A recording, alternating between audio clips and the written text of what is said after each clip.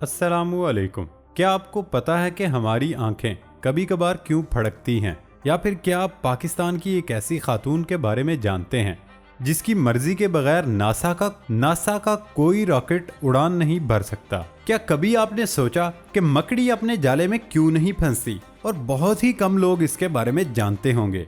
आज के वीडियो में आप ऐसे ही हैरान कर देने वाले इंटरेस्टिंग फैक्ट्स के बारे में जानकर हैरान होने वाले हैं। मैं हूं हम्माद सादिक और आप देख रहे हैं रियलिटी फैक्ट्स। तो दोस्तों चलते हैं आज के इस दिलचस्प सफर की तरफ। फैक्ट नंबर 1, आपने सुना होगा आंख फड़कना कुछ अच्छा या बुरा होने की निशानी है। इसके अलावा कुछ लोग आंख फड़कने को बीमारी समझते हैं। दरहकीकत हमारा तर्ज जिंदगी आंख फड़कने की बड़ी वजह हो सकता है। तिब्बी माहिरीन के मुताबिक आजकल लोग अपना बहुत ज्यादा वक्त कंप्यूटर या फोन की स्क्रीन के सामने गुजारने के आदी होते हैं और इस आदत के नतीजे में आंखों पर दबाव बढ़ता है या वो खुश्क होने लगती है। ऐसा होने पर आंख फड़कने के इम्कान भी बढ़ते हैं। स्क्रीनों से हटकर बहुत तेज रोशनी में रहना, आंख की सतह या अंदरूनी हिस्से में खारिश, जिस्मानी दबाव, तंबाकू नोशी, जहनी तनाव और तेज हवा के नतीजे में आंख फड़कने के इम्कानात बढ़ जाते हैं। अगर आंख की इस हरकत से परेशान है तो आंखों को कुछ वक्त तक आराम दें। अगर मुमकिन हो तो अपने से कुछ देर के लिए वक्फा करें और शाम में ऐसी सरगर्मियों को अपनाएं जिसमें स्क्रीन वगैरह का कोई दखल न हो। बहुत कम ऐसा होता है जब आंख फड़कना किसी आर्जे की निशानी हो, और वो भी उस वक्त जब मुनासिब आराम और स्क्रीन वगैरह से दूरी के बावजूद ये सिलसिला बरकरार रहे। अगर उसके बावजूद आंख की लर्जिश ना रुके तो ये पलकों के वरम, आंखों की खुश्की, रोशनी से हसासियत और मोतिया वगैरह की अलामत हो सकती है। बहुत संगीन मामलात में ये किसी दिमागी और असाबी निज़ाम के मसले की निशानी हो सकती है। फैक्ट नंबर 2, क्या आप जानते हैं कि पाकिस्तान का एक ऐसा गांव भी है जहां 7 साल से सिगरेट नोशी पर पाबंदी है?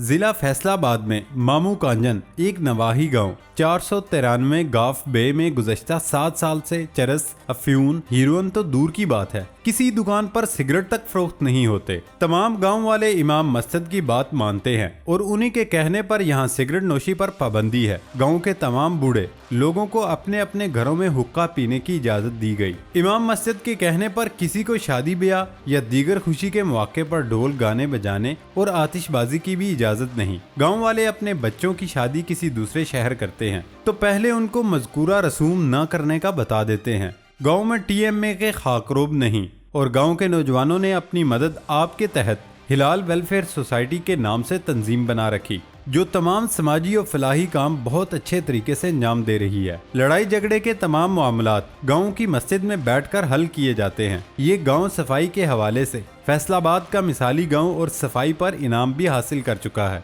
10,000 से जायद की आबादी के गांव में सिर्फ एक मरकजी जामिया मस्जिद है जहां पर तमाम लोग नमाज जुमा और ईदैन की नमाजें पढ़ते हैं। बाकी नमाजें गांव की दूसरी मसाजिद में जो गांव वालों के नज़दीक तरीन होती हैं वहां पढ़ते हैं। लेकिन एक और हैरान कुन बात यह है, यहाँ अजान सिर्फ मरकजी मस्जिद में दी जाती है और ये अजान तमाम मसाजिद के लाउड स्पीकर से सुनाई देती है। इस गांव के लोग इमाम मस्जिद की बातों पर अमल करते हैं। यही वजह है कि यहाँ पर सिगरेट नोशी पर पाबंदी है। ये थी हमारी इंफॉर्मेशन। तो चलते हैं अगले फैक्ट की तरफ।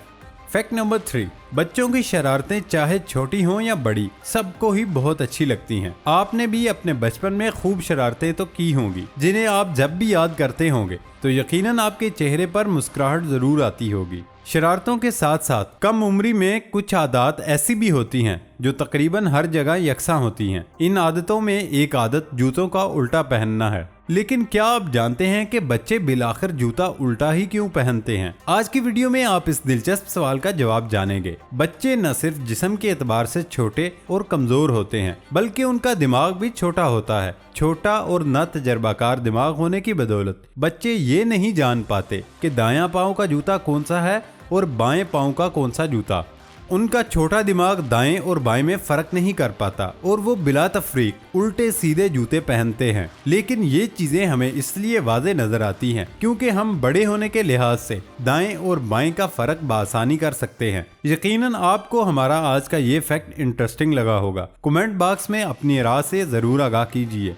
Fact number 4। दोस्तों, इस इंटरेस्टिंग फैक्ट को शुरू करने से पहले जिन लोगों ने हमारे चैनल को सब्सक्राइब किया हुआ है उनका बहुत शुक्रिया, और नए आने वाले दोस्तों से गुजारिश है वो हमारे चैनल रियलिटी फैक्ट्स को सब्सक्राइब करें और बेल आइकॉन से नोटिफिकेशन फॉर ऑल पर क्लिक कर लें ताकि आप आइंदा भी इस तरह की इंटरेस्टिंग इन्फॉर्मेशन वाली वीडियो मौसूल कर लें। पाकिस्तान से ताल्लुक रखने वाली हिबा रहमानी अपने ख्वाबों की ताबीर के हुसूल के लिए अमरीकी खलाई इदारे नासा तक पहुँच गयी, जहाँ वो रॉकेट इंजीनियर के फराइज अंजाम देती हैं। ये कहानी एक पाकिस्तानी नज़ाद खातून की है। इन्होंने खलीजी ममालिक की जंग में पनागज़ीनों की तरह जिंदगी बसर की, हर किस्म की मुश्किलात का सामना किया और आज वो नासा का हिस्सा हैं। हिबा रहमानी एक रॉकेट इंजीनियर है, दुनिया भर में लड़कियों के लिए एक रोल मॉडल का दर्जा रखती हैं। इसने तमाम बातों को गलत साबित किया जो औरत को कमजोर जाहिर करती है। इसने अपनी हिम्मत से उन बातों को फरसूदा और दकियानूस करार दिया। खानदानी पसे मंजर। हिबा रहमानी की पैदाइश पाकिस्तान में हुई। जब वो 1 माह की थी तो उनका खानदान कुवैत शिफ्ट हो गया। उसने वहाँ तब तक अच्छा बचपन बसर किया जब तक खलीजी जंग का आगाज नहीं हुआ। इसने अपने बचपन को याद करते हुए कहा, मेरे सबसे यादगार वो लम्हात हैं जो मैंने अहले खाना के हमरा सहरा में पनागज़ीन की सूरत में बसर किए। ये खलीजी ममालिक की जंग का दौर था। हम सहरा में खैमा जन थे। सहराई रातों में आसमान की वसतों में खोई रहती थी, ख्यालों की दुनिया में उस मंजर की अक्सबंदी करती रहती थी जब नील आर्मस्ट्रांग ने चांद पर कदम रखा था। इसने कहा, ये वो वक्त था जब मैंने अपना पहला साइंसी मुशाहिदा किया। शायद ये ही मुशाहिदात मेरे शौक के हुसूल का सबब बने। ये एक मुश्किल वक्त था। कुवैत और इराक आपस में नबर्द आजमा थे। हम खुले सहरा में, मगर दीगर मुश्किल वक्तों की तरह वो वक्त भी गुजर गया, लेकिन मेरे जहन में सदा जिंदा रहेगा। उसने कहा, मुझे याद है जब मैंने अपनी माँ और बहन के साथ जिंदगी बचाने के लिए पाकिस्तान आने का सफर किया। मेरे वालिद इन दिनों अमेरिका में थे। जंग बंदी के बाद हिबा रहमानी अपनी फैमिली के साथ एक बार फिर कुवैत मुंतकिल हुई। वापस जाकर उसने रॉकेट इंजीनियर की तालीम हासिल करने का फैसला किया। कुवैत में हाई स्कूल मुकम्मल करने के बाद 1997 में अमेरिका मुंतकिल हुई और फ्लोरिडा की यूनिवर्सिटी से कंप्यूटर इंजीनियरिंग में ग्रेजुएशन मुकम्मल की। बाद अज़ां हिबा बैनुल अक़वामी खलाई स्टेशन से मुंसलिक हुई। उसने 2005 में जॉर्जिया टेक से इलेक्ट्रिकल और कंप्यूटर इंजीनियरिंग में मास्टर्स किया। नासा से मुंसलिक 2008 में नासा की इंजीनियरिंग एंड टेक्नोलॉजी से वाबस्ता हुई, जहां उसने खलाई इंजीनियरिंग के मैदान में अपने सफर का आगाज किया। इसने कहा कि मेरा शौक मुझे यहां तक लेकर आया। इसने अपने शौक के जुनून के तहत बड़े बड़े मिशन पूरे किए। इसने कहा कि ये मेरी जिंदगी का तजर्बा है कि बड़े ख्वाब देखो और कभी उनको तर्क न करो। अपने ख्वाबों के हसूल के लिए हमेशा कमर बस्ता रहो। उसने नौजवान लड़कियों को खुसूसी पैगाम दिया, लोगों की परवाह किए बिना बड़े ख्वाब देखें और उनकी तकमील के लिए कोशा रहें। Fact number 5। जैसा कि हम सभी जानते हैं, इस दुनिया में बहुत सारे ऐसे जानवर हैं जो अपनी बॉडी के अंदर 1 या 2 सालों के लिए फूड या वाटर स्टोर कर सकते हैं। लेकिन दोस्तों, क्या आपको पता है इस दुनिया में एक ऐसा दरख्त भी मौजूद है जो गर्मियों में पानी की किल्लत से बचने के लिए पूरे ही सीजन के पानी को अपने तने में वाटर टैंक की तरह स्टोर कर सकता है। ये दरख्त टर्मिनालिया टोमेंटोसा है। ये दरख्त बहुत ही आसानी से जमीन से बरसातों और सर्दियों के मौसम में पानी को सक करके अपने तने में स्टोर कर लेता है, जो कि इतना प्योर होता है कि उस पानी को आप पी भी सकते हैं। क्या आपने इससे पहले इस दरख्त को देखा या इसके बारे में सुना? तो कमेंट करके जरूर बताएं। इस वीडियो पसंद आने पर हमारी वीडियो को लाइक करें और शेयर करें और हमारे चैनल को सब्सक्राइब करें।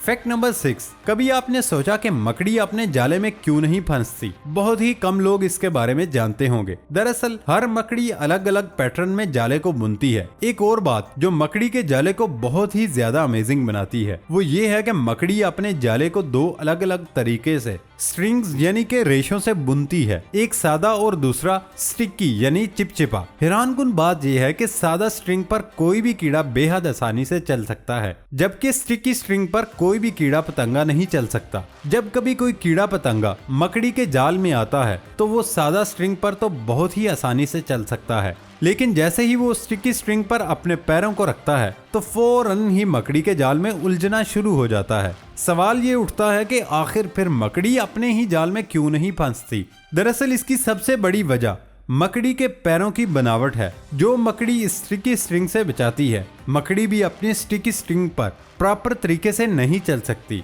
मकड़ी को भी इन स्ट्रिंग को क्रॉस करने के लिए अपने पैरों की मदद से स्ट्रिंग पर लटकते हुए आगे जाना पड़ता है। अगर कोई भी मकड़ी अपनी ही स्टिकी स्टिंग पर प्रॉपर तरीके से पैर को रख दे तो मकड़ी भी अपने जाल में फंस सकती है, लेकिन ऐसा बहुत ही कम होता है। लेकिन ऐसा भी नहीं कि मकड़ी कभी भी जाले में फंस ही नहीं सकती। जैसे शुरू में बताया कि मकड़ी अपनी मदद आपके तहत अलग अलग पैटर्न में जाले को बुनती है, तो ठीक उसी तरह एक मकड़ी जब दूसरी मकड़ी के जाले में जाती है तो वो अगर उस मकड़ी के जाले के पैटर्न को समझ नहीं पाती तो दूसरी मकड़ी उस मकड़ी के जाले में बेहद आसानी से फंस जाती है। सो फाइनली अब तो आप जान ही चुके होंगे कि मकड़ी अपने जाले में क्यों नहीं फंसती।